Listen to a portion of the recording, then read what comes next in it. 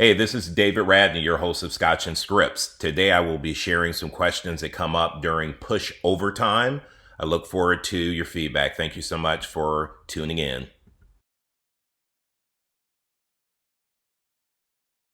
Okay, so let me handle the first one. So you were saying a lot of times they're just saying, hey, come in, come see the property, come by today at 6. Yeah. So sometimes people want what they can't have. And what I like to tell people when they're trying to get me to come out and just set an appointment, if you don't mind, I'd like to slow down a little bit and make sure I can save you some time. I have a few questions that I need to cover that will save us time when I actually get there. And the reason I do that is, again, if we rush out and see everybody, we're going to be wasting a lot of time seeing people who aren't serious about getting their home sold and they're not motivated. I only want you seeing people who are motivated and who are serious about getting their home sold and do not have a commitment to list their house with someone else. If you just go rush out and see a property, I get that it feels good. Hey, I got an appointment, someone wants to meet with me. That feels good. It doesn't feel good when you go out there and you've wasted 2 hours and you find out they're not motivated, or you find out they're an agent, or you find out they have an agent. So take 10 minutes, go through the script, understand their motivation, get through all the questions, and after that, if you feel like it's a solid lead, book the appointment. So it's a great question. If you're going to go and you're actually going to treat it right and you actually practice, it may not be a waste of your time. If you go through there and you go through your script and you have conversations with them and you're practicing overcoming their objections, it may not be a waste of your time. It's just not the highest and best use of your time. I would prefer you to link up with someone in class and say, hey, let's role play the script. Give me some objection handlers and spend time doing that than spending time driving somewhere, dealing with traffic, spending time getting a tour of their house. It takes so much time, and it's not worth spending time with someone who's not motivated.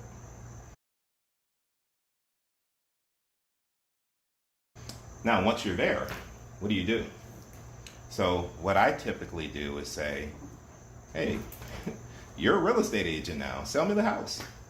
Have them walk you around and show you the property. And make sure that you bring something. It could be a little binder like this. When they're walking you through, take notes. Make sure you're paying attention. Oh, this room has hardwood floors. Okay, gas, stove, new AC. Everything they're telling you, take notes as if you're paying attention. And then what I like to do is claim the listing as I'm walking through the house. You know, when I list the property, I'm going to have my stager come in here. There's a lot of things we can do to really open this house up and make it feel larger than it is. And one thing I do is I supply a stager for all my listings. When you're in a for sale by owner's property, you want to walk around. Don't flatter them. Oh, this is such a great house. I love it. This is going to sell fast. Oh, I love these floors. Don't sit in there and flatter them like that about their house, even if it is nice. Because do you know what they hear when you give them all those compliments on their house? Cha-ching. No, I can do it myself and I can get more money. Oh, he loves my property. It's worth a lot of money. We have to be careful about doing that. It's okay to say, thank you for showing me your house. It's a nice home.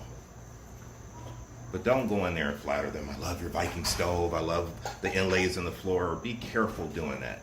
Sometimes we go and we do too much, and then we tell them what it's worth, and they're like, but you said the house was great. Be careful with that. But we walk through a for sale by owner property, we let them give us a tour, and we ask a lot of questions. How'd you come up with the price? Okay, so let me ask you, are you willing to adjust your price down when working with a buyer? Well, yeah, we're willing to. What price won't you go below? Well, we won't go below $450.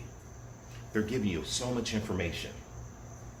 And it allows you at the end to say, can I be direct with you, Aaron? And Aaron will say, of course. Here's what concerns me. When you invite a buyer and their agent into their house, who is the buyer representing? A buyer or agent into their house or for sale by owner? As a for sale by owner, when you invite they're representing the buyer. They're representing the buyer. And what is their job to do for their buyer? Is it to get them the best deal? And get them for the least amount of money. Absolutely.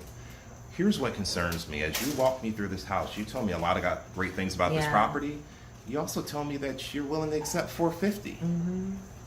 And what's going to stop you from telling a buyer's agent that? Who's protecting you? Mm-hmm. This other agent's protecting their buyer. They're looking for the best deal, the best terms.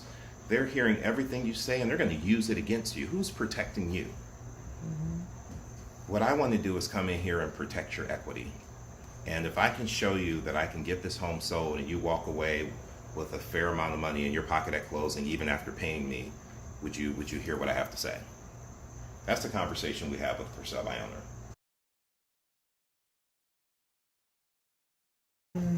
So here's what I recommend. You never know what's going to happen. I've gone to see a for sale by owner thinking it was a preview, and it turned into me talking with them and them wanting to list with me. And I didn't have any listing paperwork with me. So I recommend as agents, we want to have listing packet and a buyer packet with us at all times. Keep it in your car. Just blank listing paperwork, all the things that we have to have filled out in order to take a listing, all the things we need to fill out in order to work with a buyer or write up an offer on the property. Always have those with you. So if the conversation turns to a listing appointment and you can get a listing, hey, I have the paperwork in my car, let me go grab it, let's get this filled out. Always be prepared, you never know what's gonna happen. Here's a flip side.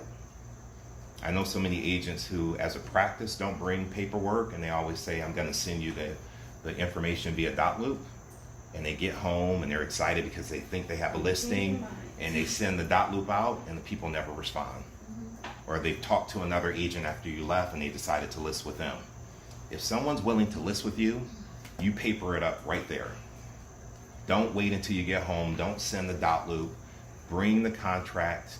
Even if you send them the contract later in dot loop because you just want it all nice and clean, that's fine. You get them to sign at least the listing agreement. Even if they don't sign seller's disclosures and all that other stuff, the listing agreement, you get them to sign it when you're there. Do not leave that house without getting it signed.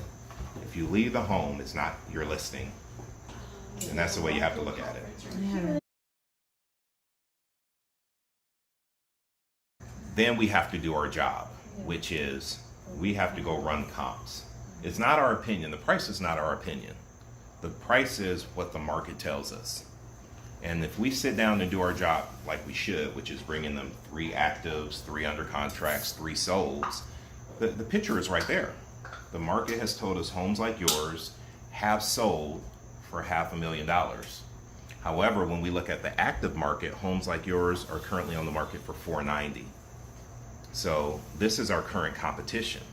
And if you were a buyer coming into this neighborhood and you wanted to buy a house like yours, and all these homes that are similar are priced at $490,000, which one would you buy? The house at $490,000 or the house at $500,000? Right. $490,000. If they're being honest with you, right? Mm-hmm. And then we have to do our job, and we'll talk about that as we get deeper into P.U.S.H. on getting them to understand that they have to be priced competitively. It's not about what sold in the past. That's the past. That's an old market. The market is what's happening right now. And that's what's active and what just went under contract. And we have to be able to have those conversations with those for sale by owners who are trying to push back and say, well, yeah, those sold at $500,000, but I've got this great bathroom and this great kitchen. We have to be willing to be direct with them and tell them, no, nobody cares. Nobody cares that you need $500,000 in order to move to your next property. You didn't do this kitchen to sell the home. You did this kitchen to enjoy it. Did you enjoy it? Great, you enjoyed it. Now here's what it's worth. Let's get it sold so that we can move you on. Because as you can see, the homes that were worth $500,000 6 months ago, they're worth $490,000 now.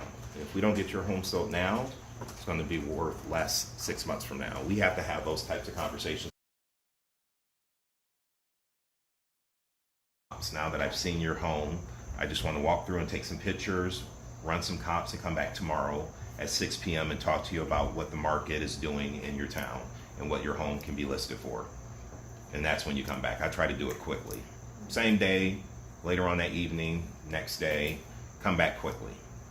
Yeah. And get a commitment from them not to list until you have a chance to present to them. Monday. Listen, I have gone on FSBO previews and they like what I had to say. I just needed to get the price. Mm-hmm. And I had them sign listing paperwork with me before I even gave them a price. Do you feel that I can sell your home? Yeah, we just need to know the number. Great. Let's fill out the paperwork now. We'll leave the number blank. I'll leave the paperwork with you. And when I come back on Sunday, we'll go over comps, we'll fill the number in. Is that fair? And they do it. Once they sign with you, mentally they've committed to you, and they're not going to meet with someone else. So if you can get them to sign, get them to sign. Without a price. Without a price. Let them keep the paperwork. Like, here, you hold on to the paperwork. I'm not trying to pull anything. You hold on to it. When I come back tomorrow, we'll determine the price that makes sense, and we'll fill the price in and complete the paperwork. Let's save some time right now since I'm here. Let's get everything filled out. Well, why do you say judge? I think you're putting a lot of pressure on yourself. They're not judging you. They're interviewing you. You're also interviewing them, because you're not going to take every listing you come across. If they're not willing to price it, if they're not motivated and they're not willing to listen to you and what needs to happen to get this property sold, you're not going to take the listing even if they want to list with you. So it's a two-sided interview. Mm-hmm. They're not judging you. Mm-hmm. They're interviewing you, and you're interviewing them. Yeah. That's how you need to look at it. And explain to her, I'm glad you came in here. It gives me a chance to present and show you what we do to get property sold. You know, once we finish talking, you'll see why so many people choose me. And we can list your property here. I just won't be able to price it until I go to the property and actually can walk through it and give you a solid figure on what it would sell for. Today, we're just going to get an agreement on if I'm the right agent to sell the property and help you buy your next property. And if we're in agreement there, we'll sign the paperwork. We'll schedule a time for me to come out and look at the property so I can give you a recommendation on where it should be priced. Okay. That's what you're doing. That's not true. That's not true.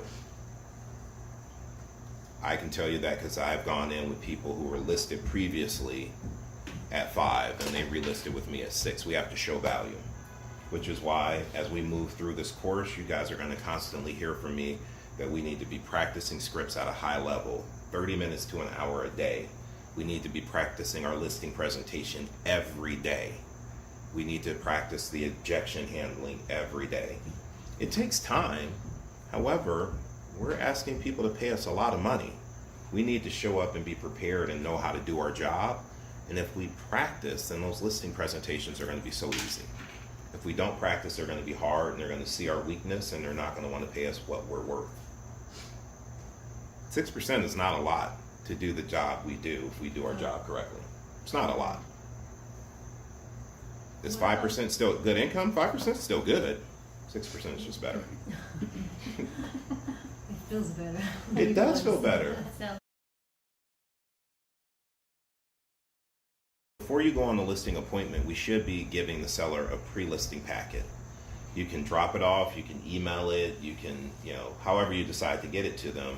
A pre-listing packet is your resume, who you are, what you do to sell property, what your marketing plan is, some information on Keller Williams so people know who you are when you walk in. The reason we do that is we have to do things to make us stand apart from other agents.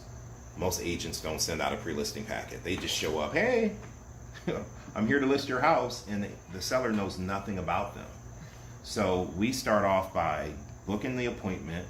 After we book the appointment, we say, before I come out, I have a few questions I need to cover so that I can do my job. You do want an agent who's going to do their job, don't you? And of course they say yes. So I have a few questions I need to cover. The pre-qualification that I'll cover with you in this class is about 15 questions that you go over before an appointment. The first question is the most important question.